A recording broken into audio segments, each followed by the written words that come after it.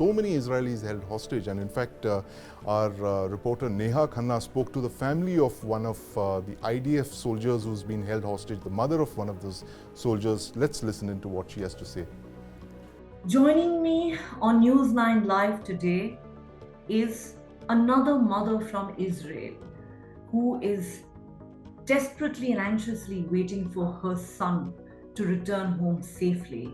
My heartfelt condolences over all the loss of lives in Israel, and I'm really sorry to hear about your son. Please tell our viewers about your son. Tell us about Ron. Who is he? What happened? How did he get captured by the Hamas? What happened that day? First of all, Ron is 19, as you said, he is a 19-year-old boy. He is a soldier now. As you know, all children in Israel, after they finish high school, they have to serve the army, the military service. And Ron has asthma, a very severe one. So he served as a defense soldier in the border with the Gaza Strip. His job was to help the economy of the Gazan population by he was one of he was in charge on the traders that bring the goods inside Israel and back to the Gaza Strip. He loved his job. He loved he was always happy. As a student, he was happy. This is something that is very, we hope it will help him where he is now. And our nightmare started on the morning of Saturday at 6:30 in the morning. Ron stayed in the base during that weekend. He started texting us at 6:30 in the morning and said that what he thought was a heavy missile attack on the base. He was sleeping and when it started, so he ran with his t-shirt and shorts and flip-flops to the shelter. It's not exactly a shelter as you imagine it. It's something like a concrete wall that serves the soldiers during the missiles attack. And he ran there and he started texting us that he was very worried because it sounded different this time. And he actually recorded us also a few videos. And I heard it, and I know the missiles because we live in we know the sounds of the missiles from Gaza because we live very close to the Gazan border and we are used to this, unfortunately. And it sounded different. I knew it wasn't missiles, but I didn't know what it was. Afterwards, we understood it was grenades and bombings and all kinds of ammunition the terrorists used in order to get into the base. But it was very, it sounded very, very loud, and he was terrified. And I told him just stay there in this shield, in this in this concrete wall. And he asked me maybe I should go back to the dormitories where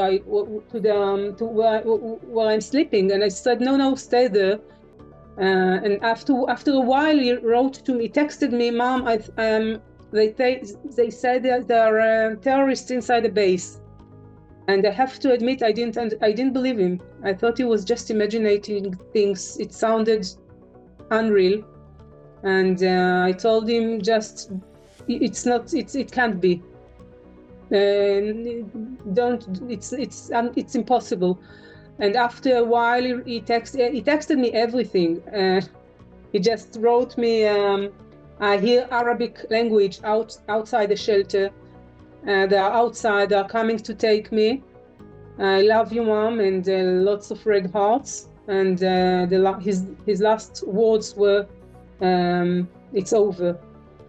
And that's it. And at this time, as you can imagine, we thought it was really over, because we thought it was dead. We tried, nobody told us anything. We tried to call, whoever we can, but we didn't get any answer from anybody at this stage. After 5 hours, I think the worst in my life is really the worst in any parent's life could be. Suddenly we received the videos that the Hamas posted, that you can see Ron clearly, very healthy, alive, walking,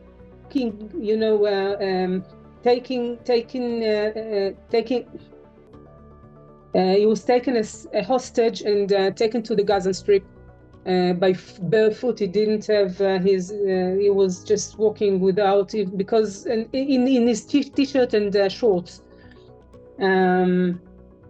But he looked fine. He looked okay. He was kidnapped, alive and uninjured, and it was a kind of a relief for us. Although your son is held by a terrorist group, but at that moment it was a relief, because we knew he was alive, and until now we have hope, and this is very important for us. You are a brave woman, and you have to be strong for Ron's sake. And we all hope and pray that he'll return home to you safely at the earliest. Our thoughts and prayers are with you and all the hostages and their families. That tells you the kind of public opinion that's building up in favor of the hostages. So I think the Israeli government would be very careful on moving ahead with the fact that, like you mentioned, there are not only foreign hostages, but there are 200 plus Israeli hostages being held captive by Hamas.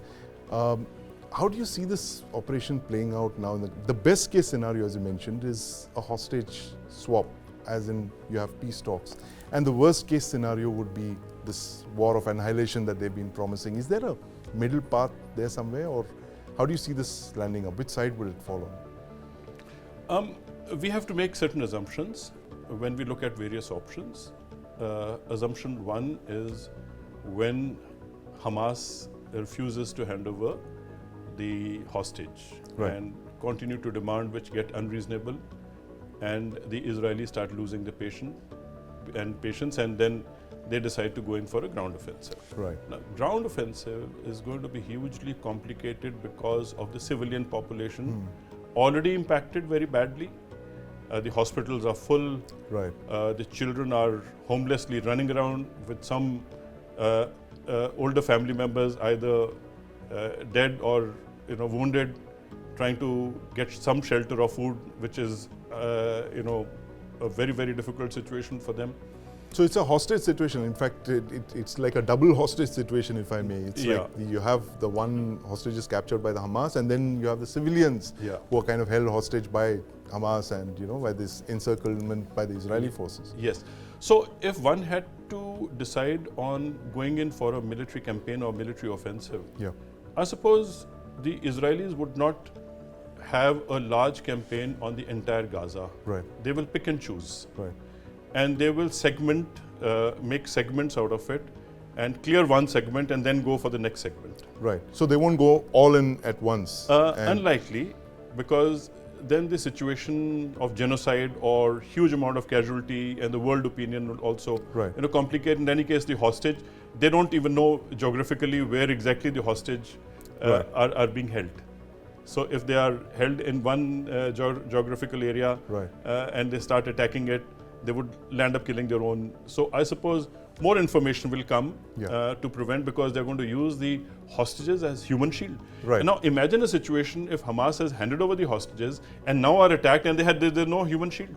Right. So they would have lost that leverage. So I suppose it is going to be extremely complicated, and Hamas also knows that to prevent the military offensive to unfold in a way as it would really make mincemeat out of them, they have to use hostages. So it's going to be a tall order. Right. So therefore, the Israelis will have to separate the people, the innocent civilians, the terrorists and the hostages in one way or the other by selecting small geographical areas